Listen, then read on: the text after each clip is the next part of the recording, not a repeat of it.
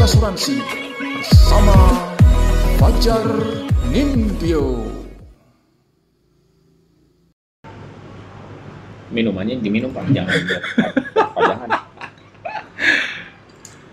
Juga jangan. Siap-siap. Bismillahirrahmanirrahim. Assalamualaikum warahmatullahi wabarakatuh. Waalaikumsalam warahmatullahi wabarakatuh. Jumpa lagi dengan saya di channel Pojok Asuransi. Apa kabar teman-teman semuanya di seluruh Indonesia? Mudah-mudahan masih dalam kondisi sehat walafiat tanpa kurang suatu apapun. Alhamdulillah kali ini saya mengundang salah satu rekan saya guna mengisi di dalam podcast YouTube kali ini. Kita nanti akan membahas tentang masalah pasal-pasal di dalam polis atau di dalam wording polis asuransi, karena memang ternyata banyak sekali terminologi hukum yang masuk di dalam perjanjian asuransi ya. Termasuk salah satunya nanti yang akan kita kupas adalah apa saja pasal-pasal di dalam KUHD yang tercantum di dalam wording polis standar asuransi kebakaran Indonesia, dan bagaimana nanti kita menginterpretasikan pasal tersebut dari aspek hukum. Nah, sebelum pembahasan ini kita mulai, ada baiknya saya akan bacakan narasumber yang telah saya undang. Beliau adalah Bapak Denny Susanto, SH MH CLA. Assalamualaikum. Waalaikumsalam.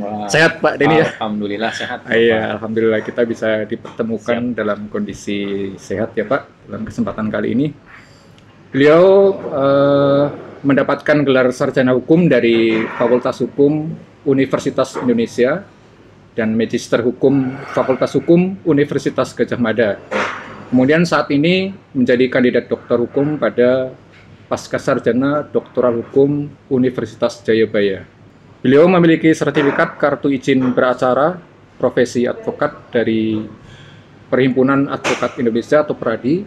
Kemudian mendapatkan sertifikat juga dari BNSP, yaitu sertifikasi manajemen risiko. Kemudian juga sertifikat pengadaan barang dan jasa pemerintah dari LKPP dan sertifikat Certified Legal Auditor profesi auditor hukum dari Asosiasi Auditor Hukum Indonesia atau ASAHI. Kemudian awal berkarir profesional beliau pertama sebagai staf hukum di asuransi takaful keluarga, yang selanjutnya berkarir di Komisi Pemberantasan Korupsi atau KPK. Lalu pernah juga berkarir sebagai legal counsel dan tenaga ahli hukum pada beberapa BUMN di Indonesia. Pernah menjabat juga sebagai anggota Komite Pemantau Risiko pada perusahaan asuransi. Nah, saat ini beliau aktif menjadi dosen tetap hukum bisnis pada Institut Bisnis dan Informatika Kwik Kiangi, dosen tidak tetap pada Institut Taskia dan Universitas Terbuka. Di samping itu, beliau menjabat sebagai Direktur PT Harisma Integrasi Manajemen atau KIM Consulting, kemudian konsultan Good Corporate Governance dan Risk Management.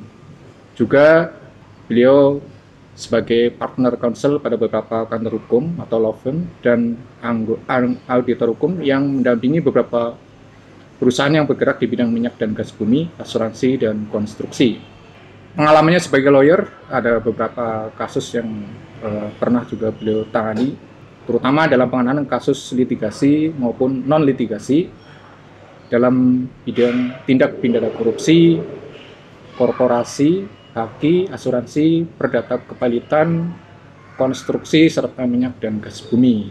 Di dalam alumni Fakultas Hukum Universitas Indonesia, menduduki jabatan sebagai Wakil Sekretaris Umum dan juga Direktur Eksekutif Asosiasi Profesi Tata Kelola Indonesia. Baik, itulah pembacaan dari profil beliau. Sebagai preview, saya sampaikan bahwa di dalam Undang-Undang Asuransi Nomor 40 Tahun 2014 tentang perasuransian, di situ disebutkan definisi asuransi sebagai perjanjian antara dua pihak, yaitu perusahaan asuransi dan pemegang polis, yang menjadi dasar bagi penerimaan premi oleh perusahaan asuransi sebagai imbalan untuk memberikan penggantian kepada tertanggung atau pemegang polis karena kerugian, kerusakan, biaya yang timbul, kehilangan keuntungan, atau tanggung jawab hukum kepada pihak ketiga yang mungkin derita tertanggung, atau pemegang polis karena terjadinya suatu peristiwa yang tidak pasti. Jadi asuransi sendiri adalah sebuah perjanjian dua pihak, di mana terkait sekali nanti dengan aspek hukum, dan mau tidak mau kita harus mempelajari bagaimana sebenarnya hukum itu berpengaruh di dalam kontrak asuransi. Namun barangkali kita perlu menggali terlebih dahulu sebenarnya asal-usul dari hukum itu sendiri seperti apa, karena ini lahirnya juga bukan di Indonesia tapi di negara barat ya. Baik, Pak Denny, barangkali saya ingin menanyakan terlebih dahulu Pak tentang basic legal system ya, atau dasar hukum di dunia ini sebenarnya ada beberapa jenis sih Pak, kalau boleh kita ketahui. Ya, jadi kalau bicara hukum sebagai suatu sistem itu memang pembahasannya cukup kompleks gitu loh Pak. Hukum sebagai suatu sistem, apalagi nanti kita kaitkan dengan tema asuransi ya sebagai suatu bisnis. Nah, berangkat sebetulnya dari pemahaman hukum sebagai suatu aturan itu sebetulnya hukum itu nanti kita akan persempit sebagai suatu norma sebenarnya. Norma. Nah, kalau boleh saya sedikit berfilsafat gitu Pak jadinya. Kadang-kadang kita harus begitu Pak. Melihat suatu konsep hukum itu latar belakangnya seperti apa sih gitu.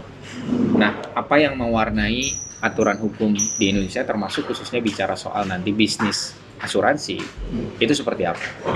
Tadi kalau atas pertanyaan Bapak itu mengenai legal system ya.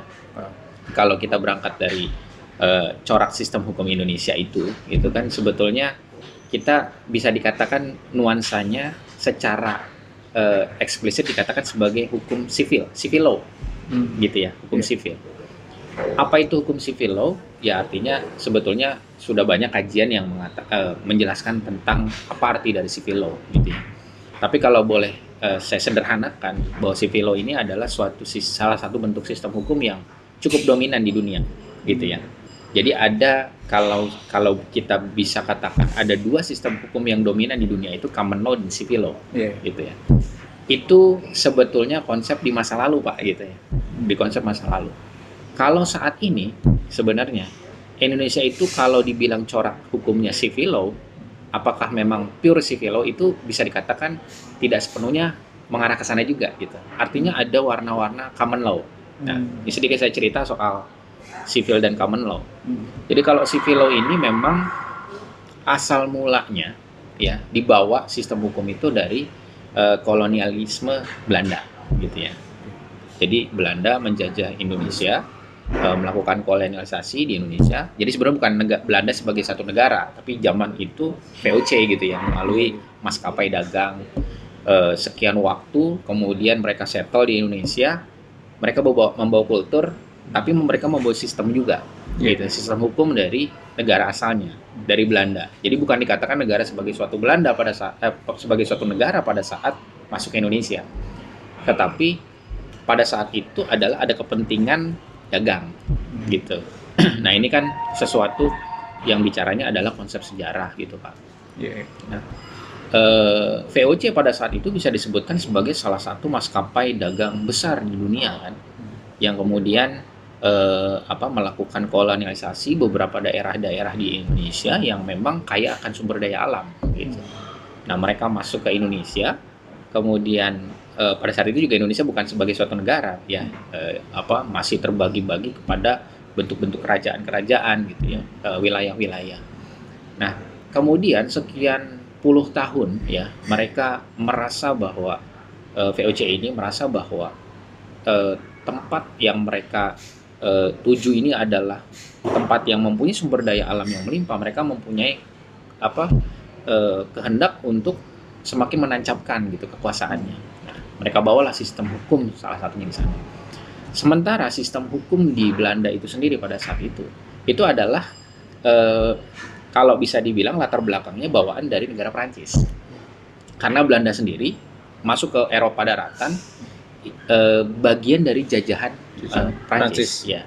Prancis kita kenal pada saat 1800-an itu di bawah kekuasaan Napoleon itu kan menguasai Eropa daratan. Nah, makanya kemudian Prancis inilah kultur awalnya sebetulnya. Civil law itu kultur awalnya dari kode Napoleon gitu. Termasuk bicara kita nanti konsep-konsep yang masuknya kepada pengaturan-pengaturan yang sifatnya perdata, atau kita kenal nanti ada kitab undang-undang hukum dagang, kitab undang-undang hukum perdata, bahkan kitab undang-undang hukum pidana gitu. Yang sampai dengan saat ini beberapa bagiannya masih berlaku, masih berjalan dan masih ya dianggap mempunyai kekuatan gitu, kekuatan hukum. Sementara kalau kita lihat di negara asalnya itu udah nggak berlaku lagi gitu. Ya misalkan satu contohnya KUHP, KUH perdata gitu, atau KUH pidana. Itu sejak 1960-an mereka sudah tidak pakai lagi. Jadi kalau boleh saya katakan beberapa produk kultur hukumnya kolonialisme itu yang bentuknya KUH perdata, KUH Kitab Undang-Undang Hukum Dagang, itu sebetulnya bukan produk yang dibuat di Indonesia pada saat itu, tetapi itu bentuk terjemahannya, Pak. Jadi kalau kita katakan KUH perdata itu terjemahan, ya jadi kalau bahasa asal bahasa Belandanya itu burgerlijk wetboek istilahnya. Kalau yang KUHD wetboek van Kovenhandel secara bahasa Belanda. Jadi itu terjemahan. Apa yang kita baca sampai dengan saat ini itu adalah terjemahan. Ya, itu kalau bicara nuansanya, Pak, gitu. Bicara nuansa soal latar belakang dari sistem hukum civil law. Secara sederhana kira-kira penggambarannya demikian, gitu. Nah, kalau kemudian kita kaitkan dengan sistem hukum yang lainnya yang juga cukup dominan, yaitu common law, ya, sistem hukum common law. Common law ini juga cukup bisa memberikan warna bagi dunia bisnis di secara global gitu ya. Saya juga banyak membuat kajian-kajian terkait dengan bisnis internasional itu katakanlah. Itu juga warna common law itu ternyata kemudian mempengaruhi juga bagaimana aspek-aspek yang ada di civil law. Misalnya gini, Pak, saya ambil contoh soal arbitrase. Arbitrase pada bisnis secara internasional bahkan di lingkup nasional kita itu sudah diterima sebagai suatu model gitu, model penyelesaian dari sengketa bisnis ya. Bahkan kalau kita kaitkan dengan tema terkait dengan bisnis asuransi ya, sampai dengan saat ini kan ternyata kemudian diadopsi sebagai salah satu alternatif untuk menyelesaikan sengketa masalah-masalah hukum di asuransi ya. Buktinya kemarin kan belum lama regulator otoritas jasa keuangan membentuk lembaga alternatif penyelesaian sengketa ya, yang di dalamnya ada model penyelesaian melalui arbitrase. Nah, itu sebetulnya berangkat daripada pemahaman soal konsep common law ya. Artinya kita menerima itu. Jadi kita tidak dikatakan saat ini pure civil law gitu. Tidak murni 100% dikatakan demikian. Itu yang pertama soal arbitrase. Yang kedua kemudian saya mau katakan dari sisi sistem hukum ini yang kemudian semakin berkembang gitu, Pak, di dunia soal jurisprudensi. Mungkin kita pernah mendengar soal itu, jurisprudensi. Jadi jurisprudensi itu sebagai suatu dasar hukum yang diterima di sistem hukum common law. Tetapi di civil law itu tidak diakui sebagai salah satu sumber hukum gitu sebetulnya. Tetapi lama-kelamaan berkembangnya kebutuhan masyarakat, berkembangnya hukum, sistem segala macam ini kan progresif nih, gitu. Jadi kalau boleh dikatakan hukum itu sebetulnya nggak hidup di ruang hampa, dia tetap mengikuti perkembangan masyarakat, perkembangan dan dinamika bisnis kalau kita bicara bisnis, gitu. Termasuk jurisprudensi itu pada akhirnya diterima sebagai model sistem hukum. Jadi sumber hukum itu bisa ternyata referensi. Kayak misalnya kan ada suatu permasalahan hukum di masa lampau yang kemudian bisa dijadikan salah satu acuan untuk bisa menyelesaikan masalah tersebut gitu. Kira-kira begitu ya. Kalau sebagai sebuah gambaran besar dari sistem, sistem sebagai sebuah legal dari saya yang ambil soal civil dan common. Gitu. Meskipun sebenarnya masih ada lagi sosialis law, religious law gitu, hukum Islam yang diterapkan di beberapa negara Timur Tengah. Tetapi saya pikir ini kita kalau kemudian kita bicara skala global, konsep yang paling dominan memang di civil sama common. gitu Pak. Iya, jadi pengaruh nanti di sistem peradilan di Indonesia sendiri bagaimana ya Pak? Karena di situ apakah adanya common law itu kemudian mempengaruhi kebijakan dari atau keputusan dari hakim bahwa dia boleh nih memilih menggunakan civil law atau dia kombinasi juga dengan common law. Ya. Memang pada akhirnya kalau berbicara terkait dengan penyelesaian sengketa hukum itu kita harus mengacu kepada apa sih aturan mainnya gitu. Misalkan kita kaitkan dengan bisnis asuransi, bagaimana kemudian menyelesaikan suatu sengketa masalah hukum ini kalau kita udah bicara di ujung nih gitu ya. Kita bicara proses bisnis tapi ternyata ada masalah. Menyelesaikan masalah sengketa di bisnis asuransi itu bicara soal konsep perdata nih. Ya. Nah, konsep perdata itu pilihannya banyak saat ini. Saat ini ya. Kalau kita bicara dulu asuransi berdasarkan Undang-Undang 92 ya, yang undang-undang lama itu Pak, sebelum 2014. Itu kan ada banyak batasan gitu. Ada banyak batasan. Bahkan pada tahun 92 itu pada saat undang-undang asuransi yang pertama kali diterbitkan itu tidak mengenal konsep penyelesaian sengketa melalui arbitrase. Karena soal arbitrase itu baru diterima pada tahun 99. Setelah munculnya undang-undang terkait dengan alternatif penyelesaian sengketa dan arbitrase gitu. Nah, tetapi kan tadi kita katakan bahwa yang namanya hukum itu selalu bergerak menyesuaikan kepada kepentingan bisnisnya seperti apa gitu. Kepentingan bisnis seperti apa. Makanya kemudian tidak heran kalau ternyata Undang-Undang 92 itu ternyata tidak relevan lagi dengan perkembangan saat ini gitu loh Pak. Ya kan akhirnya kemudian di 2014 dilakukan penyesuaian. Ya. Sama seperti kita misalnya, saya sebelum menjawab pertanyaan Bapak itu saya mau jelasin soal mengenai pengaturan ini regulasi gitu. Jadi kita bicara hukum itu memang kita bicara based on regulasi. Apa yang memang dituangkan di dalam peraturan perundang-undangan gitu. Nah, kalau bicara misalnya percepatan bisnis ya, soal dinamika yang ada gitu, termasuk entitas dari organisasi bisnis itu sendiri itu kan juga banyak penyesuaiannya. Kita lihat misalnya di organisasi bisnis korporasi ya, persoalan terbatas. 2007 itu kan kemudian 40 2007 Undang-Undang Persamaan Terbatas itu kan mengubah konsep secara totalitas nih Undang-Undang Persamaan Terbatas tahun 95 ya. Ya kita lihat kan sebetulnya bahwa ternyata rentang waktu yang sebetulnya tidak terlampau lama gitu. Nah kita nggak tahu juga apakah kemudian nanti model undang-undang tersebut masih bisa relevan untuk 5 tahun ke depan, belum tentu gitu kan. Itu yang soal bagaimana kita memahami soal aspek regulasinya.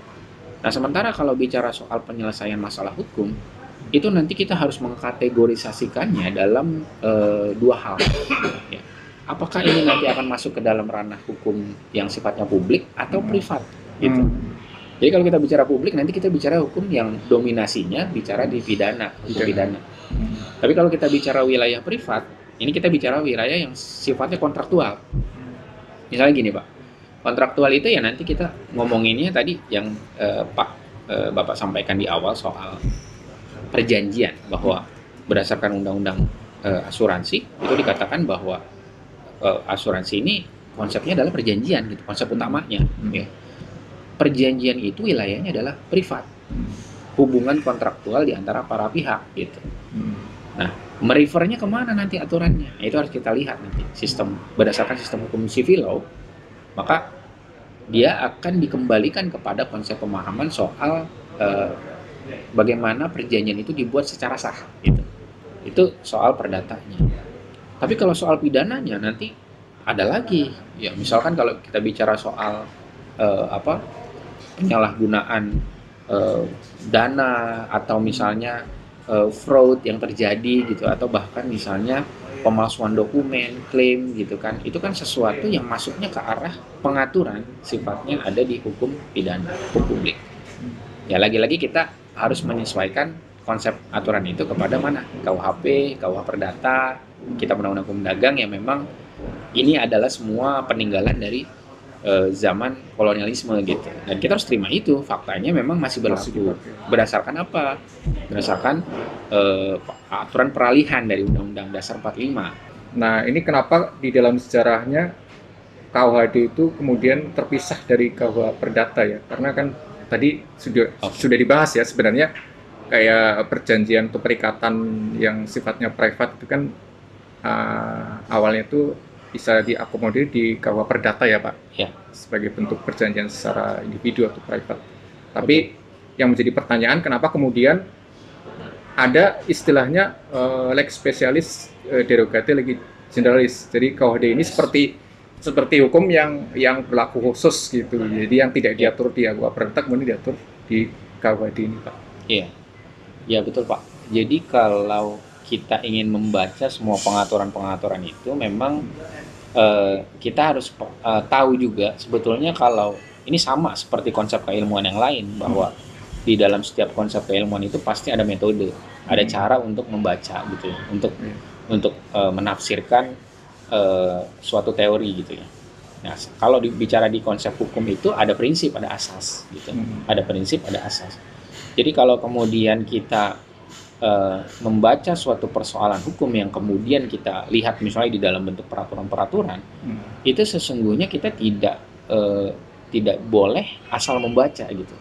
Ya misalnya tadi soal pengaturan soal yang tadi Bapak sampaikan soal lex specialis itu, ada misalnya pengaturan di KUH Perdata, pengaturan di Kitab Undang-Undang Hukum Dagang, atau bahkan ada yang pengaturan lebih khusus, misalnya ada di peraturan OJK, katakanlah demikian. Mana yang mau diacu gitu kan, mana yang mau digunakan. Nah, cara membaca ini secara sederhana itu adalah kita mendasarkan pada tadi prinsip. Salah satu prinsip atau asas di dalam hukum itu adalah lex specialis gitu. Suatu aturan yang lebih khusus, dia akan mengesampingkan pengaturan hukum yang lebih umum, yang general gitu. Kalau saya mau ambil contoh misalnya pengaturan terkait dengan kontrak perjanjian itu sendiri ya. Perjanjian sebagai suatu kontrak. Ya nanti kita kaitkan misalnya dengan pembahasan soal polis gitu ya Pak. Ya. Polis ini kan sebenarnya juga kontrak juga, perjanjian juga. Kalau kita tarik ke awal ya, secara konsep hukum kontrak kita tidak punya. Tidak ada Indonesia. Tidak mengenal adanya hukum kontrak yang khusus gitu. Misalnya undang-undang terkait dengan hukum kontrak. Tidak ada, sampai dengan saat ini. Jadi kalau kita bicara soal kontrak, itu kita akan lekatkan kemana? Kita akan lekatkan kepada Kitab Undang-Undang Hukum Perdata. Gitu. Jadi Kitab Undang-Undang Hukum Perdata itu, kita bicara misalnya perjanjian ini sendiri. Perjanjian itu sendiri kan ditafsirkan sebagai suatu perikatan gitu, di antara para pihak. Nah, perikatan itu harus memenuhi unsur-unsur tertentu sehingga dia dikatakan sah, mengikat, dan dikatakan sebagai suatu kontrak. Gitu. Ketika apa kemudian dikatakan sebagai sah mengikat? Ketika telah memenuhi unsur-unsur sudah ditetapkan di dalam Kitab Undang-Undang Hukum Perdata. Ya antara lain misalnya kalau kita bicara soal pasal 1320 KUH Perdata, itu kan bicara soal syarat sahnya perjanjian di sana. Ya, bicara soal syarat subjektif, bicara soal syarat objektif. Gitu. Syarat subjektif itu apa? Nanti bicara berkenaan dengan subjeknya. Pihak-pihak yang membuat perjanjian tersebut itu bicara subjektif. Kemudian ada juga yang nanti terkait dengan syarat objektifnya. Apa syarat objektifnya? Nanti memenuhi atau tidak nih ketentuan bahwa objek itu bertentangan atau tidak sih dengan regulasi gitu. Atau misalnya dia sudah memenuhi syarat subjektifnya, sudah oke gitu. Tapi ternyata syarat objektifnya tidak terpenuhi, misalnya transaksinya tidak jelas. Kemudian dari sisi objek perjanjiannya itu ternyata adalah sesuatu yang oleh hukum itu dilarang gitu. Kan nggak bisa. Atau misalkan bicara asuransi, dari sisi korporasi, dari sisi entitasnya itu sudah memenuhi semua, oke nggak ada masalah gitu. Ini subjeknya udah. Tapi ternyata produk yang kemudian ditawarkan, dijual kepada publik, kepada masyarakat, itu ternyata belum mendapatkan izin. Ini kan bertentangan dengan regulasi. Jadi secara objektif dia tidak memenuhi. Gitu. Kira-kira begitu kalau dilekatkan dengan konsep-konsep yang sifatnya perjanjian. Gitu. Demikian Pak. Jadi kalau boleh dikatakan sebagai suatu hierarki, ya peraturan perundang-undangan itu memang di Indonesia sudah ada tatanannya gitu ya. berdasarkan peraturan perundang-undangan pula. Jadi kita mengenal kalau spesifik nih bicara soal tingkatan-tingkatan hierarki, itu ada Undang-Undang 11 tahun 2011 tentang peraturan perundang-undangan, Undang-Undang 15 tahun 2019 tentang peraturan perundang-undangan perubahan dari 2011 itu menyatakan bahwa yang nomor satu paling tinggi itu adalah konstitusi kita, Undang-Undang Dasar 45, gitu ya. Dimana apa ini disebut sebagai norma dasar gitu, konstitusi yang harus kita terima dan dia tidak boleh diubah dalam konteks yang sewaktu-waktu. Jadi menjadi suatu norma dasar gitu.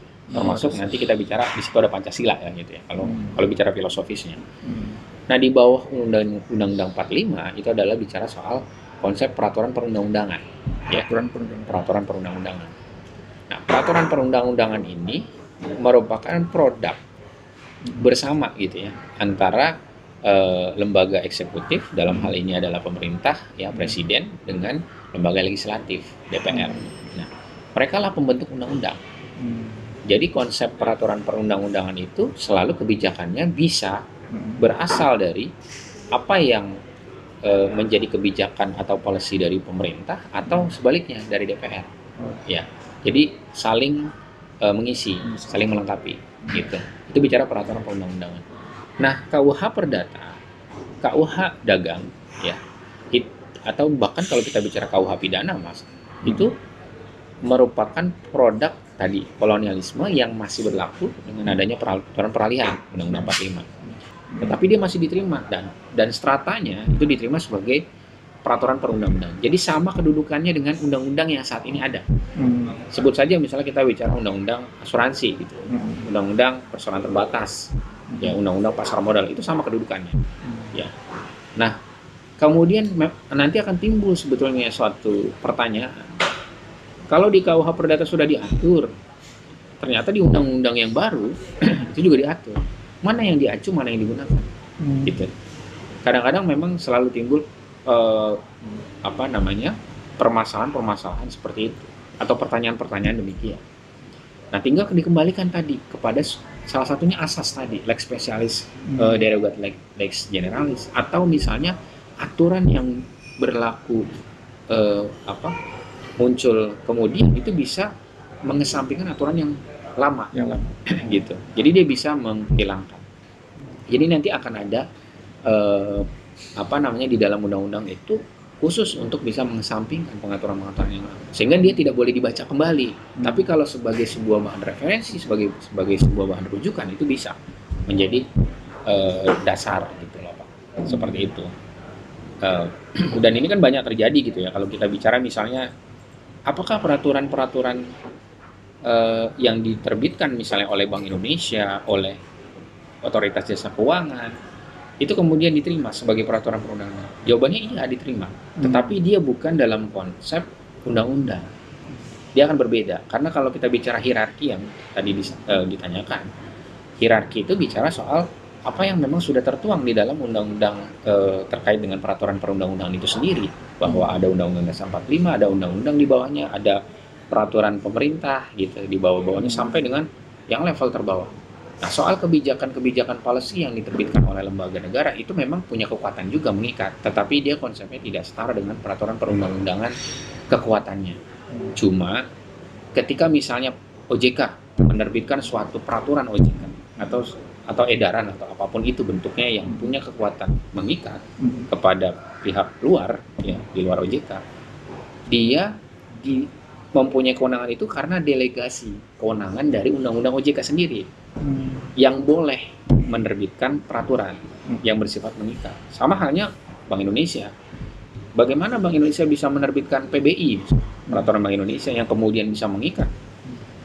Karena ada undang-undang di Bank Indonesia yang mendelegasikan kewenangan itu. Lembaga penjamin simpanan misalnya, industri keuangan yang lainnya, itu kemudian bisa menetapkan soal batasan minimum simpanan nasabah di setiap bank.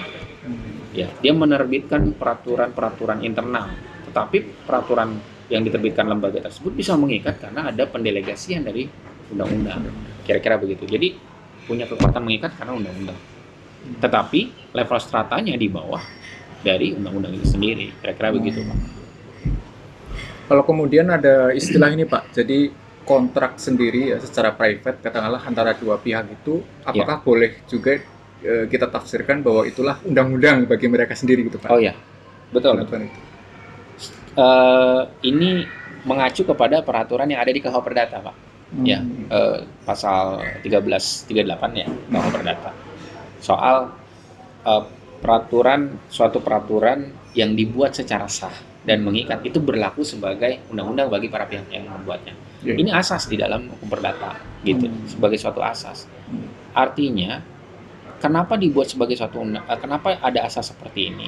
Ini tujuannya tadi karena wilayah perdata ini murni privat, ya, tidak ada intervensi kepentingan pihak yang tidak berkepentingan di sana bisa masuk, gitu. Jadi, misalkan membuat suatu kontrak yang sah, kontrak bisnis sah, polis atau apapun itu bentuknya, sepanjang itu adalah perjanjian yang mengikat, dibuat secara sah, dia berlaku kedudukannya setara dengan undang-undang, tetapi hanya bagi para pihak saja yang membuat itu, sehingga kedudukannya itu menjadi valid gitu loh Pak di hadapan hukum. Manakala kemudian terjadi katakanlah di kemudian hari masalah-masalah hukum, maka dia akan kembali ke sana, peraturan kontraknya seperti apa. Makanya tidak heran kalau misalnya ada soal-soal masalah perdata, ya sepanjang kontrak itu dibuat dalam suatu akta yang, apalagi akta itu otentik Pak, dibuat di hadapan pejabat notaris, maka dia punya kekuatan yang sangat sangat kuat gitu, validitasnya, otentik gitu, disebut sebagai dokumen otentik yang tidak bisa terbantahkan gitu, ya tidak terbantahkan. Kalau di dalam perdata itu kan semua pembuktiannya bersifat formal. Jadi sepanjang dokumennya otentik selesai gitu. Ya kalau masalah kontraknya ada atau tidak gitu, kontraknya bisa dibuktikan valid atau tidak. Kalau dia dibuktikan valid, sah, ya sudah. Mau bicara apa lagi? Kira-kira begitu. Gitu. Tadi terkait dengan para pihak yang terkait di kontrak, kemudian saya jadi teringat istilah privity of contract ya Pak. Artinya pihak-pihak yang tidak mempunyai kepentingan dengan kontrak itu pun tidak bisa masuk ya, mengambil keuntungan dari adanya kontrak kedua pihak tadi Pak. Tidak bisa Pak. Dia tidak bisa, pihak-pihak yang tidak punya kepentingan ya, dia tidak bisa intervensi, dia tidak bisa masuk kecuali memang dia punya kepentingan di sana. Misalkan begini Pak, ada masalah hukum ya, ternyata kemudian sebetulnya di dalam objek sengketa itu ada bagian porsi pihak luar yang memang dia harus terlibat di situ. Nah itu dia bisa melakukan intervensi di dalam prosesnya. Tetapi kalau bicara soal hubungan kontraktual, saya dengan Bapak membuat suatu perjanjian kontrak bisnis. Ya, saya berbicara misalkan konsep yang paling dasar saja jual beli gitu ya. Saya menjual suatu barang material, Bapak membeli kepada saya. Nah, lalu tiba-tiba ada pihak yang ingin membatalkan. Ya, atas dasar apa dia ingin membatalkan itu? Misalnya gitu. Kalau dia punya kepentingan, oke, gitu, silakan. Misalnya Bapak membeli barang kepada saya, tapi sumber dana itu adalah bukan uang Bapak nih, uang orang lain. Nah orang lain ini punya kepentingan terhadap sumber dana tersebut karena milik haknya dia. Nah itu bisa gitu. Tetapi kalau tidak ada sama sekali, nggak ada linknya, nggak ada kaitannya, ya nggak bisa Pak. Gitu. Itu bicara soal konsep norma-norma dasarnya lah, kira-kira begitu. Oke Pak Denny, jadi preview tentang masalah sistem hukum tadi sudah cukup memberikan gambaran ya bagi kita untuk mengetahui tentang apa itu KUH Perdata, kemudian KUHD dan seterusnya ya. Nah sekarang kita coba masuk ke aplikasi yang ada di Wording Policy Asuransi ya Pak. Baik. Ini saya ambil contoh di Wording Policy Standar Asuransi Kebakaran Indonesia, yang saat ini dinyatakan sebagai Wording Policy Standar yang berlaku di seluruh perusahaan asuransi umum yang ada di Indonesia ya Pak. Nah di situ ada beberapa ketentuan menyangkut hubungan kontraktual antara pihak penanggung atau perusahaan asuransi di satu sisi, dan di sisi lain ada pihak tertanggung atau pemegang polis. Nah di wording tersebut saya menemukan setidaknya ada 4 pasal nih Pak. Iya. Jadi terutama ini yang disebutkan di sini adalah pasal-pasal KUHD ya. Iya. Saya coba buka dulu wording polisnya. Saya bacakan apa yang ada di sana ya Pak. Yang pertama di pasal 2 Polis Standar Asuransi Kebakaran Indonesia atau kita singkat dengan PSAKI Pak. Ya. Ini menyangkut tentang pembayaran premi. Jadi kalau boleh saya sebutkan pasal tersebut di PSAKI itu menyatakan seperti ini Pak. Menyimpang dari pasal 257 Kitab Undang-Undang Hukum Dagang Iya. dan seterusnya. Kemudian kita ingin mengetahui isi dari pasal 257 KUHD tersebut yang kalau boleh saya bacakan Iya. seperti ini ya. Perjanjian pertanggungan ada seketika setelah hal itu diadakan, hak mulai saat itu, malahan sebelum polis ditandatangani, dan kewajiban kedua belah pihak dari penanggung dan dari tertanggung berjalan. Pengadaan perjanjian itu membawa kewajiban penanggung untuk menandatangani polis itu dalam waktu yang ditentukan dan menyerahkannya kepada tertanggung. Ini sebelum masuk ke pasal di dalam PSAKI, mungkin Pak Denny boleh menjelaskan intensi dari pasal 257 KUHD ini, Pak. Pasalnya seperti Iya. Jadi memang kalau kita membaca ketentuan di 257 tadi, itu kan bahasanya memang kadang-kadang buat beberapa kita yang apalagi baru membaca gitu ya, ketentuan di dalam Kitab Undang-Undang Hukum Dagang ini perlu perenungan yang mendalam, Pak. Iya ya, nggak sekali bisa ini ya, Iya, bisa nggak sekali nafsirkan. kita bisa membaca. Iya. Nah, sebetulnya kalau dengan kalimat tadi ada pengesampingan, ya, ada kata-kata pengesampingan, berarti kan sebetulnya ketentuan yang sudah berlaku mengenai soal-soal yang sudah ditetapkan di dalam KUHD itu, Iya. dia tidak menjadi berlaku. Iya. Ya. Sama halnya kalau misalnya kan kita bicara tadi konsep-konsep soal pengaturan lebih lanjut gitu ya mengenai hal-hal tertentu, katakanlah tadi soal pengelolaan ini nih Pak, itu soal pertanggungannya ini gitu ya, penerbitannya seperti apa ya setelah ada penutupan gitu ya. Iya. Nah, ini apakah kemudian diterima sebagai suatu aturan? Ya kita harus ikuti dengan konsep tadi. Maka para pihak itu bebas dengan itikat baik, dengan goodwill-nya, ya sepanjang itu dengan itikat baik, bisa menentukan apapun yang mereka ingin jadikan sebagai suatu perikatan. Jadi berangkat dari situ nih, makanya disebut sebagai hukum privat. Para pihak bebas menentukan apapun bentuknya sepanjang dia memenuhi unsur-unsur tadi yang kita sebutkan soal subjektif sama objektif, sepanjang dia tidak melanggar ketentuan aturan undang-undang. Bahkan kalau misalnya kita tahu ada pengesampingan soal-soal, ini saya bicara kembali ke soal penyelesaian sengketa nih. Iya. Ada soal-soal bagaimana orang bisa memutus perjanjian tanpa adanya putusan pengadilan, gitu kan. Sementara ada peraturan di dalam KUH Perdata yang mengatakan bahwa perjanjian itu diputus dengan melalui putusan hakim. Iya. Nah itu dikesampingkan, bisa dikesampingkan dengan catatan para pihak kemudian membuat klausula itu, ya, dan itu tidak bertentangan dengan peraturan perundang-undangan. Tidak ada masalah ya Pak? Tidak ada persoalan untuk itu. Nah, dalam kondisi apa kemudian hal itu tidak bisa dilakukan? Apakah memang semuanya bisa atau tetap dibatasi tadi karena ada aturan di hukum formal pun material? Hanya ada bagian-bagian tertentu. Jadi kita kembali lagi kepada syarat subjektif sama objektif, ya. Kalau syarat subjektif ini kan berkenaan dengan subjek perjanjiannya. Subjek perjanjian itu nggak bisa diotak-atik. Misalnya gini, soal kesepakatan, konsensus antara para pihak. Kalau ada satu pemaksaan ya nggak bisa gitu. Ya, satu pihak kemudian menerima kontrak dari pihak lain dengan unsur pemaksaan, nggak bisa gitu. Cuma memang kita tidak bisa melihat apakah ada unsur pemaksaan atau tidak. Itu harus dibuktikan memang gitu. Tetapi kalau dari sisi formal sudah ada, yang paling sederhana membuktikannya sudah ada tanda tangan gitu dari para pihak, itu sudah selesai gitu. Bukan meterai ya Pak ya. Meterai itu bukan syarat sahnya perjanjian gitu. Nah ini kan kadang-kadang terjadi suatu kesalahpahaman secara publik gitu ya, Iya. umum bahwa meterai itu adalah salah satu perjanjian. Tidak ada Padahal meterai tidak ada tidak hubungan. sah. Padahal tidak ada kaitannya. Karena meterai itu nggak ada di KUH Perdata soal meterai. Meterai itu adalah tanda pajak gitu Iya. ya, berdasarkan Undang-Undang Biaya Meterai. Iya. Jadi kalau bicara soal salah satu perjanjian, ya itu subjeknya dia sepakat yang pertama, yang kedua apakah dia punya kecakapan. Kecakapan itu berarti dia punya capacity di sana, kapasitas.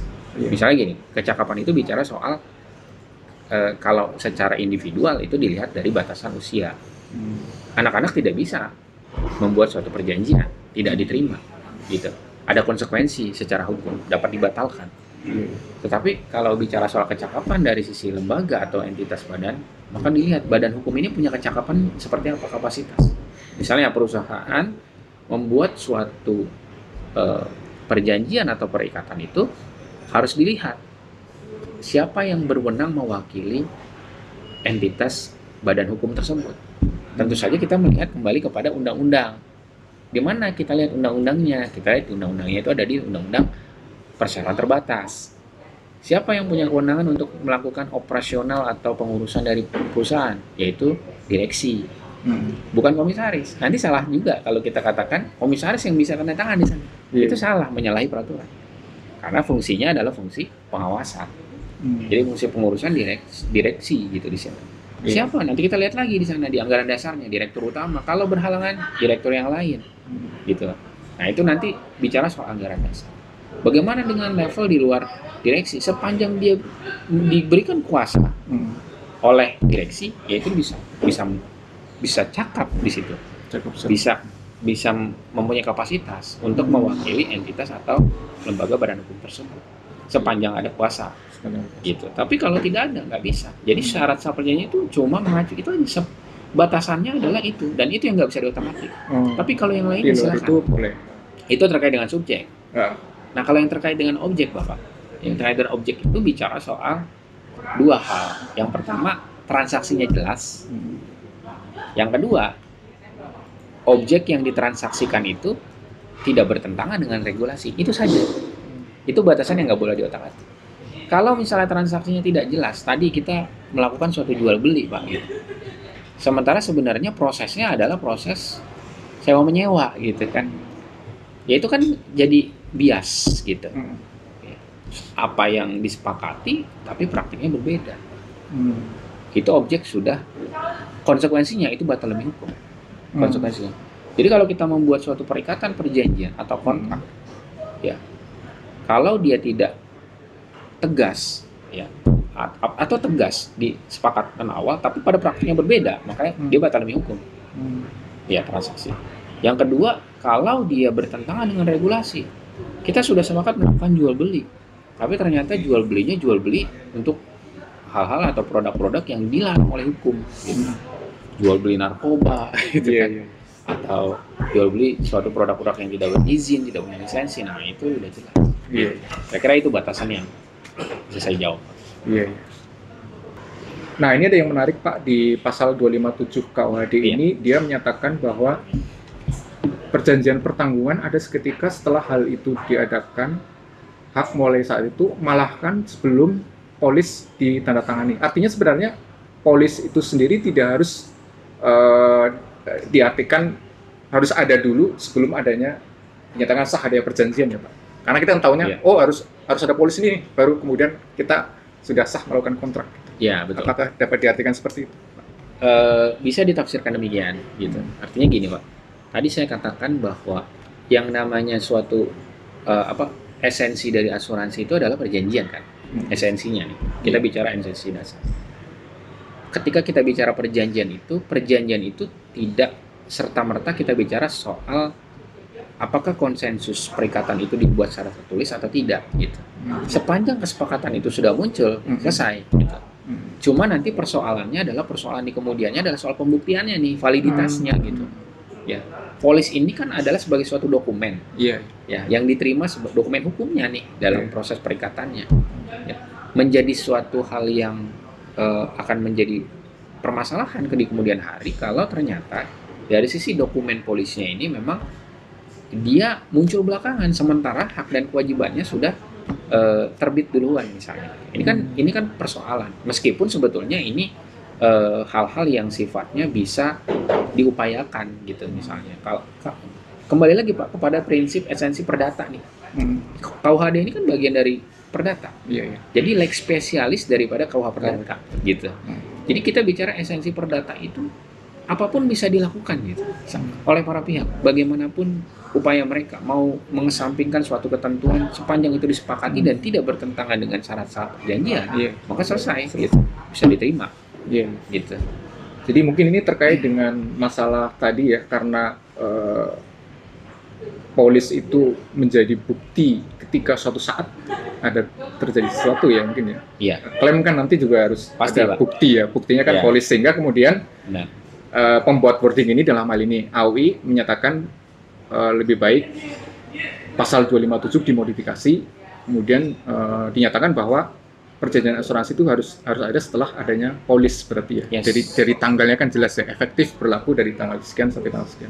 Dan itu memang secara eksplisit ada bentuk bukunya sendiri beserta wording dan klausulanya ya Pak. Iya, benar Pak. Jadi memang harus dibuat secara tegas gitu. Nah inilah yang kita katakan bahwa konsensus di antara para pihak itu, kesepakatan itu tidak hanya cukup secara lisan saja gitu, atau secara kesepakatan mutual yang di antara para pihak dibuat suatu agreement atau bahasa-bahasa yang sifatnya kesepakatan tanpa dasar tertulis.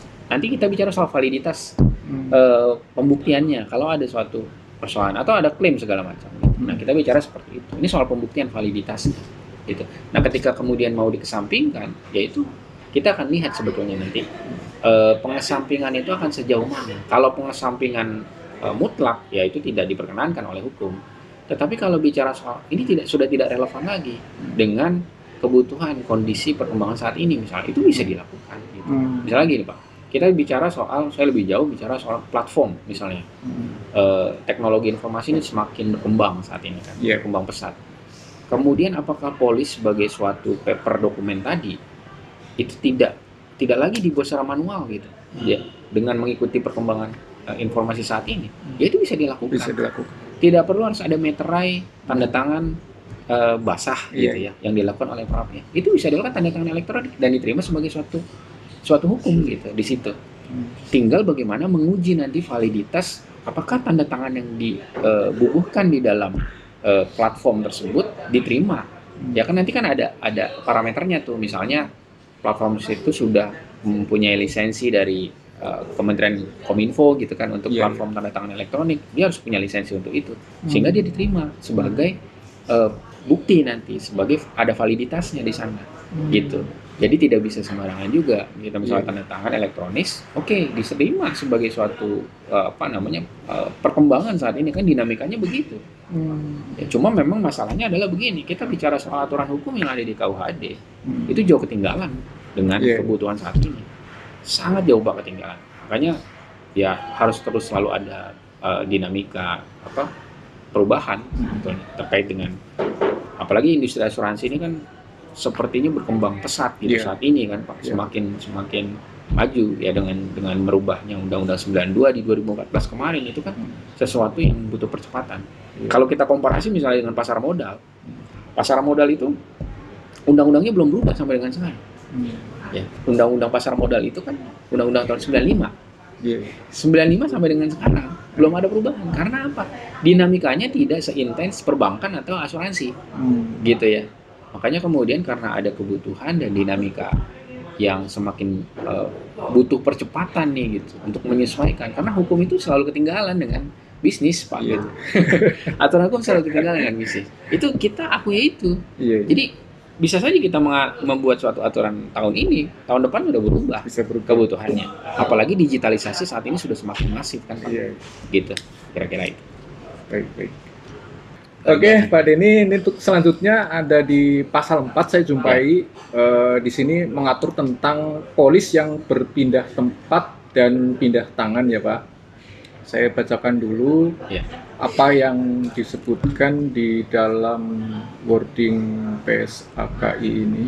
Jadi di sini disebutkan bahwa apabila harta benda dan atau kepentingan yang dipertanggungkan pindah tangan, baik berdasarkan suatu persetujuan ataupun karena tertanggung meninggal dunia, maka menyimpang dari pasal 263 Kitab Undang-Undang Hukum Dagang, polis ini batal dengan sendirinya 10 hari kalender sejak pindah tangan tersebut, kecuali apabila penanggung memberikan persetujuan secara tertulis untuk melanjutkannya.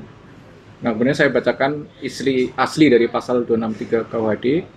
Di sini disebutkan, pada penjualan dan segala peralihan hak milik atas barang yang dipertanggungkan, pertanggungannya berlangsung untuk kepentingan pembeli atau pemilik baru, bahkan tanpa penyerahan, sepanjang mengenai kerugian yang timbul setelah barang itu menjadi keuntungan atau kerugian pembeli atau mereka yang baru memperolehnya. Semua hal demikian berlaku kecuali bila disyaratkan sebaliknya antara penanggung dan tertanggung yang asli. Bila pada waktu penjualan atau peralihan hak milik, pembeli atau pemilik baru menolak untuk mengambil alih pertanggungannya dan tertanggung asli masih tetap mempunyai kepentingan dalam barang yang dipertanggungkan, maka pertanggungan itu akan tetap berjalan untuk kepentingannya. Ini cukup panjang juga nih, Pak. Iya, di betul. isi pasal 263 KUHD. Benar. Mungkin bisa ditambahkan, Pak Dini, mengenai masalah ini. Iya, jadi memang kalau dicermati kalimat-kalimat yang ada di sini di 263 KUHD terutama ini kan berbicara soal pertanggungjawaban, gitu. Pertanggungjawaban terhadap suatu objek yang dijaminkan, objek yang diasuransikan. Ya, sejauh mana kemudian objek-objek itu bisa diterima ya secara secara hukum, kemudian kalau ternyata terjadi suatu perubahan, itu perubahan subjek ya atas objek yang dijaminkan. Ini kan muatannya adalah sebetulnya muatan pengaturan mengenai soal-soal perubahan subjek subjek atas objek yang dijaminkan, atas objek yang dipertanggungkan, bukan yang dijaminkan, objek yang dipertanggungkan. Karena kalau dijaminkan berbeda lagi nanti konsepnya. Nah, jadi persoalan kemudian perubahan tanggung jawab atas objek pertanggungan ini, maka kita harus hati-hati juga sebetulnya melihatnya, gitu ya. Bagaimana kemudian kesepakatan karena melibatkan pihak-pihak yang bisa jadi dia tidak sepemikiran dengan pihak awal, gitu ya, subjek yang pertama kali atas objek yang pertama. Ketika terjadi perubahan kepemilikan atau apapun itu, sementara objeknya ini masih dikelola nih pertanggungannya, gitu, masih berlangsung, masih berjalan, gitu. Maka dia harus cermat nanti dilihat, karena kesepakatan tadi nih Pak, konsensusnya tercapai atau tidak, gitu, di antara para pihak. Meskipun sebetulnya objeknya sama, cuma kita lihat subjeknya berbeda saat ini. Subjeknya berbeda. Gitu. Jadi harus diperhatikan soal tadi konsensus. Konsensus itu kembali lagi kepada tadi syarat sahnya perjanjian itu, gitu. 1320 KUH Perdata. Jadi sepanjang itu kemudian ada kesepakatan, ya selesai. Tetapi kalau tidak, maka dilihat nanti kesepakatan. Kalau tidak dapat diupayakan, makanya tidak bisa dilakukan, gitu. Tidak ada konsekuensi hukum, maka ada konsekuensi Pak sebetulnya kalau kita bicara soal konsensus. Pihak yang kemudian pihak baru yang atas objek yang dipertanggungkan itu bisa membatalkan, gitu. Ini kan bicara soal konsekuensi dari unsur subjektif yang tidak terpenuhi di dalam perjanjian. Sekali lagi, karena esensi asuransi itu adalah perjanjian, gitu. Jadi tidak kita kembalikan ke sana, esensinya itu. Jadi cara membaca semua peraturan-peraturan yang ada di sini sebetulnya memang karena ini adalah terjemahan, dari bahasa asli Belanda, gitu. Maka memang kadang-kadang kita menjadi rancu, gitu, cara membaca ini, gitu loh Pak. Ya itu karena terjemahan. Jadi memang dari bahasa aslinya sedemikian, gitu, untuk kemudian kita membaca persoalan itu. Kita baca saja esensi awal mula kita bicara asuransi adalah perjanjian. Sejauh mana kemudian validitasnya, ya nanti kita akan uji nih dari persoalan-persoalan yang muncul. Gitu. Kalau misalnya ternyata kemudian ada wording polis yang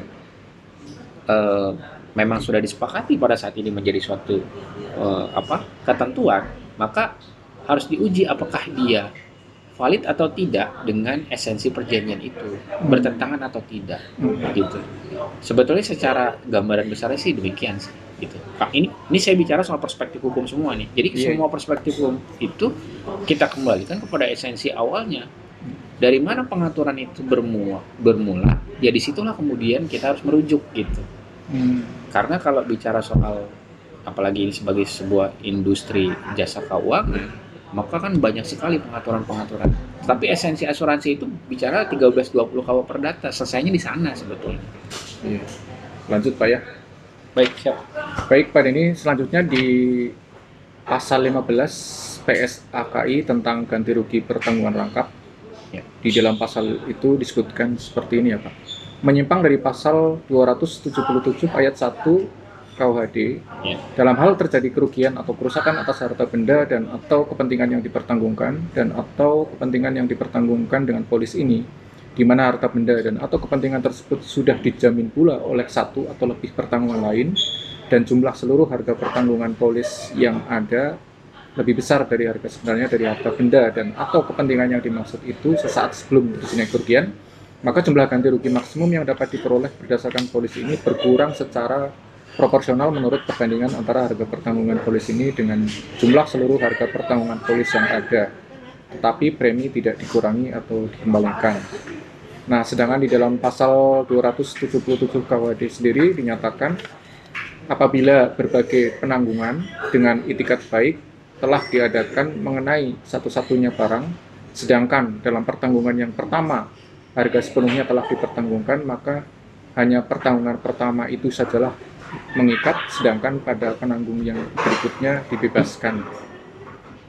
Ini mungkin terkait dengan adanya dua polis ya Pak. Jadi kalau di asuransi memang di kami itu di industri asuransi dikenal dengan istilah prinsip indemnity ya Pak. Jadi ketika ada terjadi musibah atau klaim kemudian tertanggung punya dua polis, itu tidak boleh nanti si tertanggung itu mendapatkan keuntungan Pak dari adanya dua polis itu. Nah, sementara di pasal 277 KUHD itu sendiri di sini hanya pertanggungan pertama saja yang mengikat ya, sedangkan pada penanggung yang berikutnya dibebaskan. Jadi mungkin tidak boleh ada semacam dua penanggungan atau pertanggungan di sini ya kalau di KUHD itu. Ya, ya betul Pak. Mungkin seperti itu ya. Ya, secara tekstual begitu memang cara membacanya terbaca memang demikian. Ada dua kepentingan hukum di sini sebetulnya, ya. Kepentingan hukum dan memang harus dibatasi. Artinya sebetulnya kalau telah praktiknya saat ini kan sebetulnya kita akan melihat ya dari proses perikatan atau misalnya pertanggungan yang dijalankan oleh para pihak itu tidak boleh kemudian ada pihak yang dirugikan gitu dengan proses itu. Nah, ini lagi-lagi balik kepada esensi soal perdata ini kan tidak boleh, harus ada kesetaraan, equality di antara para pihak ya. Tidak boleh kemudian satu pihak mencederai hak subjektif orang lain. Ya, dan dengan cara apa? Dengan merugikan, dengan cara mengambil keuntungan yang tidak wajar, keuntungan yang tidak logis. Ini bicara soal konsep-konsep hubungan kontraktual privat ya. Perusahaan asuransi dengan nasabah. Tentu saja nasabah dia punya ketentuan mengenai perlindungan konsumen misalnya gitu. Tetapi kan dalam konteks ini harus ada kedudukan yang equal nih antara perusahaan asuransi dengan nasabah. Kedudukan equal itu berarti nanti bicara soal nasabah itu tidak boleh kemudian memanfaatkan momen-momen tertentu untuk bisa merugikan perusahaan asuransi. Ya. Demikian pula sebaliknya. Perusahaan asuransi tidak boleh membuat suatu ketetapan kebijakan, entah bentuknya apapun itu, polis atau apapun, yang bisa kemudian meskipun polis ini kan bicara soal klausula baku nih, ya sebetulnya.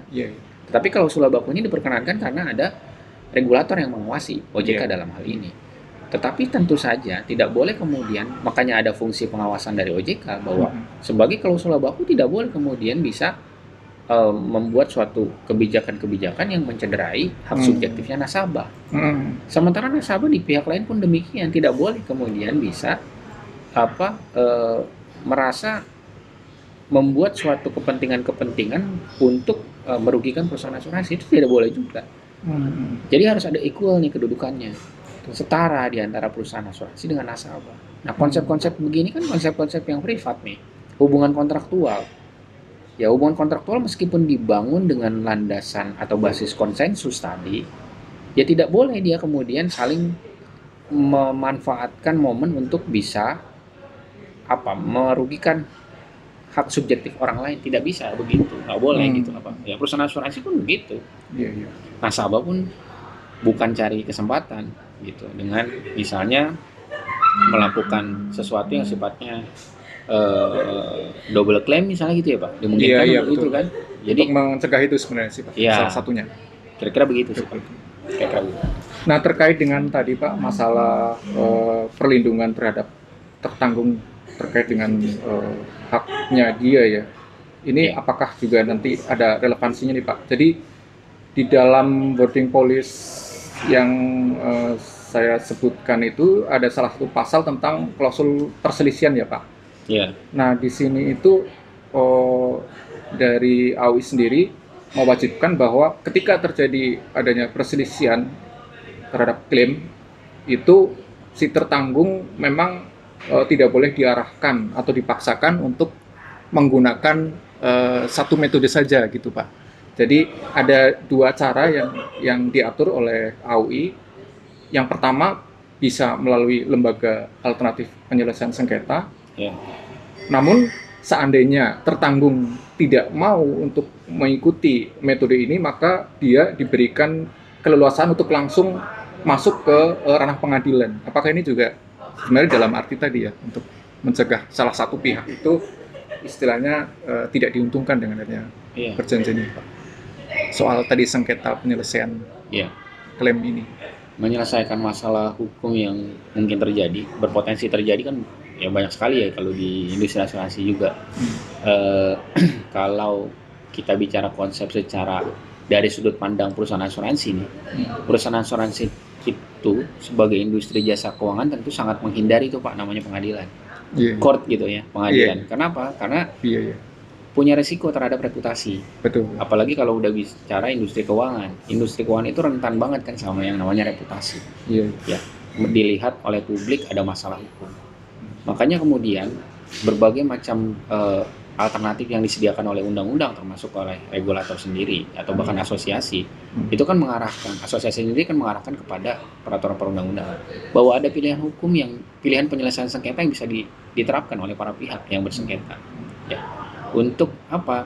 Untuk menjaga tadi hal-hal yang tidak diinginkan, meskipun sebetulnya misalnya bisa saja nih nasabah membuat suatu ancaman bluffing kepada perusahaan asuransi dengan cara membuat memasukkan materi penyelesaian itu kepada pengadilan, bisa saja dilakukan gitu.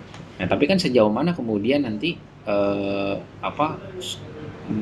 masif atau tidak nih perkaranya gitu, kasusnya. Jadi sebetulnya perusahaan asuransi itu bahkan asosiasi sendiri kan mengarahkan sebetulnya kalau kita bicara konsep kebijakannya ini diarahkannya sebetulnya lebih kepada alternatif penyelesaian sengketa ketimbang melalui pengadilan gitu, pengadilan perdata. Pertama kita ingin sebetulnya bukan cuma sekedar soal tadi menjaga reputasi, tapi ingin sebetulnya sengketa itu selesai masalahnya gitu, dapat solusi gitu ya. Kalau kita bicara konsep sistem peradilan kita, memang kita punya sistem peradilan cepat, biaya ringan ya. Namun pada praktiknya itu kadang-kadang bisa bukan cepat biaya ringan, bisa lebih dari itu gitu, bisa lama biaya mahal gitu. Kenapa? Karena nanti akan melibatkan misalkan kuasa hukum, kemudian waktu yang juga kadang-kadang tidak bisa dikendalikan karena kan sudah bicara soal bagaimana hakim itu bisa menyediakan waktu untuk bisa mempercepat proses penyelesaian masalahnya. Kecuali undang-undangnya khusus, mereka kepailitan itu memang sudah ditetapkan 20 hari dia sudah harus selesai perkaranya. Gitu, 20 hari selesai.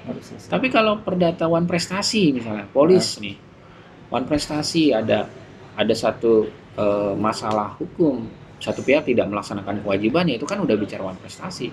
Itu sudah kita bicara nggak bisa kita kendalikan nanti prosesnya. Tetapi kalau kita bicara soal alternatif penyelesaian sengketa, misalnya dari dulu tuh sebelum ada LAPS PJK itu kan ada BMAI gitu. Iya. Nah, BMAI ini kan juga bisa membantu. Cuma memang tadi awareness dari para pihak yang ingin bersengketa itu motifnya kan beda-beda. Nasabah satu pihak ingin yang memberikan dalam tanda kutip pelajaran kepada perusahaan asuransi karena mungkin sudah dengan skala emosi yang berbeda ini misalnya gitu. Iya. Tapi perusahaan asuransi kan berbeda lagi nanti intensitasnya gitu. Apalagi kalau nasabah ini merasa dia dalam tanda kutip dizolimi misalnya oleh perusahaan asuransi, seolah-olah dia ingin memberikan suatu pelajaran kepada dia perusahaan asuransi. Apakah kemudian misalnya si perusahaan ini kalau tidak diberikan pelajaran dalam tanda kutip tadi, dia akan tidak akan menerima tuh gugatan dari si nasabah gitu kan. Ini kan persoalan nih Pak, persoalan hukumnya demikian gitu. Kira-kira gitu. Jadi tergantung kepada motifnya sejauh mana gitu. Iya. Kira-kira begitu Pak. Iya. Memang juga di klausula perselisihan sendiri di wording policy itu sedapat mungkin di sini pihak dari asosiasi sendiri menawarkan penyelesaian secara internal ya. Jadi di tahap awal itu ada forum perdamaian atau musyawarah oleh unit internal penanggung yang menangani pelayanan dan penyelesaian pengaduan bagi konsumen. Yeah. Perselisihan timbul sejak tertanggung menyatakan secara tertulis ketidaksepakatan atas hal yang diperselisihkan. Kemudian penyelesaian perselisihan melalui perdamaian atau musyawarah dilakukan dalam waktu 60 hari kalender sejak timbulnya perselisihan. Yeah.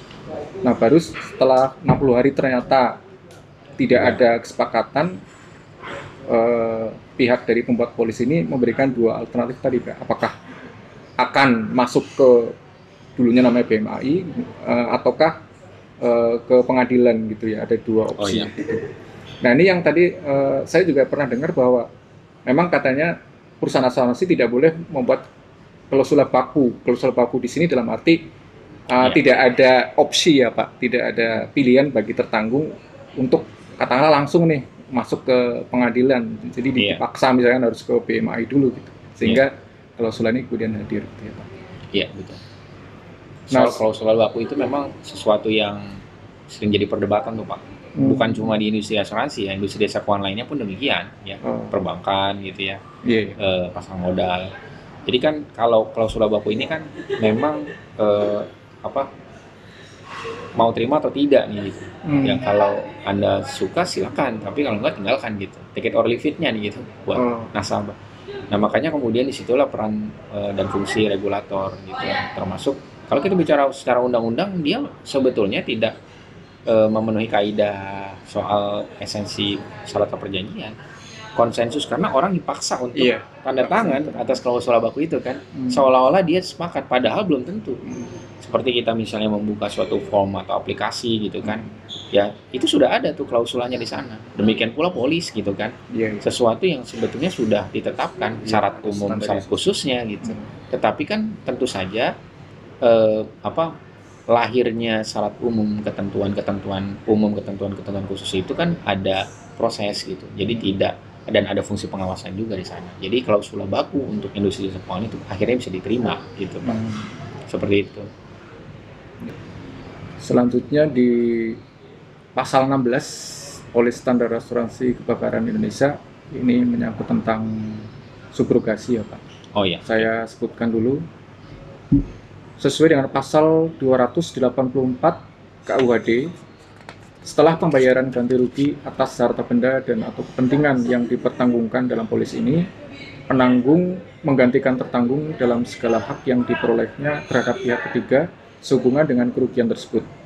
Hak subrogasi termaksud dalam ayat ini berlaku dengan sendirinya tanpa memerlukan suatu surat kuasa khusus dari tertanggung.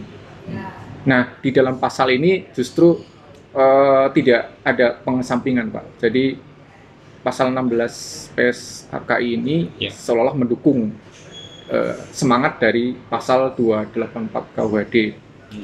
Artinya tidak ada perubahan atau modifikasi apapun di sini Pak. Iya, betul. Artinya bisa tidak Pak? Sebenarnya pasal 16 ini tidak perlu disebutkan gitu, karena KUHD juga menyatakan demikian gitu. Atau ada intensi lain, artinya memang perusahaan asuransi itu ingin loh ini yang akan kita pakai nantinya gitu. Oh ya. Itu boleh ya Pak, kemudian disebutkan lagi KWHD itu di dalam sebuah pasal-pasal perjanjian kontrak. Sebetulnya tidak ada persoalan sih, karena apa? Karena kalau tadi kita bicara soal konsensus yang terjadi di antara para, dia silakan mau mengambil hal-hal yang menguntungkan atau menegaskan kembali, mengulang kembali dari suatu ketentuan yang ada, kemudian ditegaskan lagi di dalam suatu bentuk kesepakatan, itu silakan dilakukan. Jadi inilah kemudian kita bicara bagaimana para pihak di dalam perjanjian asuransi itu bisa melakukan kreasi sedemikian rupa sepanjang kreasi itu tidak bertentangan dengan aturan gitu kan. Jadi mereka bisa mengambil sesuatu yang saling menguntungkan, bukan menguntungkan satu pihak saja, tapi saling menguntungkan. Mereka bisa bersepakat untuk bisa misalkan kita bersepakat nih di awal ini kita sepakat kita nggak usah nanti kalau ada masalah hukum menyelesaikannya masuk ke pengadilan. Itu bisa kita lakukan. Kita pakai arbitrase. Nah, pengadilan ketika sudah bicara ada pilihan arbitrase di antara para pihak, dia akan menolak perkara itu. Wajib untuk menolak itu. Hakim wajib menolak perkara yang di dalam klausulnya itu sudah menetapkan arbitrase. Dan tidak boleh ada dua pilihan, arbitrase atau pengadilan. Hanya salah satu saja. Kalau di pengadilan, Kalau arbitrase. Gitu Pak. Jadi ini sebagai suatu bentuk penghormatan terhadap kehendak goodwill para pihak, Pak, kira-kira gitu. Itikat baik dari para pihak. Di dalam proses perdata demikian. Gitu. Jadi ya kita bisa bebas menentukan apapun yang ingin dilakukan ya sepanjang semua memenuhi syarat-syarat unsur-unsur perjanjian, maka dia sah. Itulah yang dikatakan tadi, kembali ke soal perjanjian itu berlaku mengikat sebagai undang-undang, kedudukannya setara gitu. Maka kontrak yang dibuat oleh para pihak misalnya mengatakan bahwa kita akan menyelesaikan persoalan hukum itu melalui proses arbitrase, maka ya udah cukup sampai di arbitrase saja. Atau bahkan mungkin sampai musyawarah mufakat juga bisa. Bisa juga demikian gitu. Ya tergantung intensitas persoalannya nanti gitu Pak. Jadi para pihak itu silakan aja menggunakan gitu. Mau mengesampingkan ketentuan tertentu ya silakan. Sepanjang ketentuan itu bukan ketentuan yang memang mutlak gitu kan. Soal pilihan-pilihan alternatif sengketa itu kan ada undang-undangnya, jadi ya bisa digunakan. Tapi kalau misalnya dalam perjanjian asuransi tidak membuat polis itu dikatakan sebagai dokumen hukum, maka dia harus ada. Gitu. Jadi tidak bisa dikesampingkan. Hal-hal yang mutlak ya tetap harus dijalankan. Hal-hal yang bisa sifatnya opsional itu nanti silakan dipilih mau digunakan atau dikesampingkan. Begitu kira-kira. Mana yang prinsipnya mana yang menguntungkan para pihak. Para pihak setuju menguntungkan bagi mereka silakan dipakai. Gitu. Nah, di dalam hal ini Pak, karena polis itu sendiri dan wordingnya lebih banyak dibuat oleh perusahaan asuransi ya, sebelum dipasarkan gitu. Artinya kan tidak mungkin akan terjadi kesepakatan di awal. Apakah kemudian faktor regulator dalam hal ini OJK itu punya peran di situ Pak, mereview atas katakanlah wording polis apakah ini sudah sesuai nih secara fair gitu ya, bahwa ada hak dan kewajiban dari masing-masing pihak yang nanti bisa dijalankan gitu. Iya. Nah, ini memang ada suatu konsep yang harus kita pahami karena ada pihak luar yang kemudian terlibat di dalam suatu perjanjian, kan begitu kan bahasanya. Kalau kita tadi membahas soal esensi dari perjanjian, para pihak tidak ada yang boleh melakukan intervensi, maka kenapa kemudian ada pihak yang bisa melakukan intervensi atas polis atau perjanjian ini? Nah, dalam hal ini lembaga negara OJK sebagai fungsi pengawasan. Nah, ini kita kembalikan lagi Pak kepada suatu norma hukum perundang-undangan bahwa otoritas jasa keuangan itu dia didelegasikan oleh negara dalam hal ini untuk melakukan proses fungsi pengawasan terhadap industri ya, dalam hal ini asuransi. Maka polis yang bisa jadi dia nanti klausulanya akan cenderung kepada klausula baku, itu kan kalau dia tidak dilakukan proses fungsi pengawasan ya, maka kita bisa membayangkan nanti gitu kan, ketetapannya bisa saja nanti bisa merugikan pihak lain, dalam hal ini nasabah gitu kan. Sementara di lain pihak nasabah tidak punya pilihan selain bisa menerima, misalnya begitu. Nah, itu kan akan jadi persoalan hukum. Disitulah kemudian tugas fungsi regulator ya, OJK sendiri kan punya kewenangan itu karena ada undang-undangnya. Ya, undang-undang OJK. Salah satu tugas pokok dan fungsinya adalah melakukan proses fungsi pengawasan terhadap industri jasa keuangan. Salah satunya adalah asuransi, gitu. Di samping yang lainnya tentu saja. Jadi boleh. Jadi memang punya kewajiban untuk itu, gitu. Pendelegasian kewenangannya di sana masuk. Seperti itu, Pak. Baik. Pak Denny, mungkin ini pertanyaan terakhir, Pak. Di dalam kasus misalkan nasabah asuransi merasa dirugikan ya, adanya perjanjian tadi yang bagi dia itu kurang menguntungkan. Apakah boleh kemudian pihak nasabah itu mengajukan tuntutan melalui pengadilan dengan mengacu kepada undang-undang yang sifatnya khusus dalam hal ini Undang-Undang Perlindungan Konsumen, Pak? Apakah memungkinkan seperti itu? Tergantung konteks kasusnya sebetulnya, Pak. Undang-Undang Perlindungan Konsumen itu memang undang-undang yang juga general sebetulnya sifatnya. Bahkan bukan cuma undang-undang konsumen ya yang bisa digunakan. Undang-undang yang lainnya pun bisa, ya tergantung konteks permasalahan hukumnya. Kalau tadi saya bicara soal, saya sempat singgung soal platform gitu ya. Itu sudah bicara misalnya nanti soal undang-undang ITE gitu. Terus kita bicara juga misalnya bahkan hal-hal yang sifatnya general masuk ke wilayah pidana nanti. Misalnya soal fraud segala macam gitu ya. Udah konsep-konsep yang ada di dalam wilayah hukum publik. Nah, kalau ternyata kemudian penyelesaian permasalahannya itu mau merefer kepada suatu peraturan, itu silakan gitu. Nanti tergantung konteks permasalahannya.